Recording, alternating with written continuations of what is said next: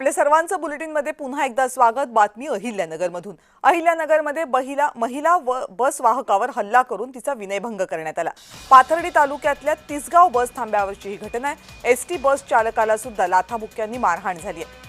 वाद होता सुट्ट्या पैशांचा, यावरून 4 जणांवर गुन्हा दाखल करण्यात आलाय। शेवगाव अहिल्यानगर एसटी बसमध्ये सुट्ट्या पैशांच्या मुद्द्यावरून वाद झाला।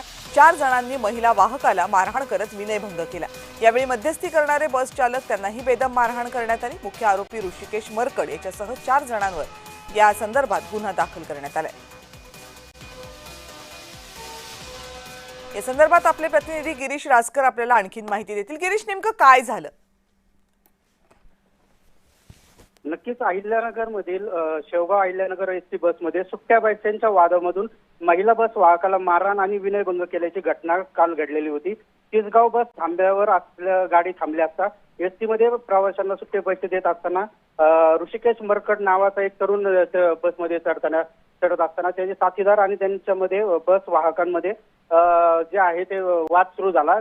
यामध्ये त्या ऋषिकेश मरकड नावाचा जो तरुण आहे त्याने महिला वाहक आहे त्या वाहकाला मारहाण करण्यास सुरुवात केली। दरम्यान महिला वाहकाला मारहाण करत असताना बस चालक जे आहेत ते मध्यस्थी पडले असता त्यांना देखील त्यांचे जे साथीदार आहेत त्यांनी लाथाबुक्क्यांनी मारहाण करून त्यांना गंभीर जखमी केल्याचं पाहायला मिळालं। दरम्यान आता या सगळ्या घटनांमध्ये महिला वाहकाच्या तक्रारीवरून पाथर्डी पोलीस स्टेशनमध्ये गुन्हा दाखल करण्यात आलेला आहे।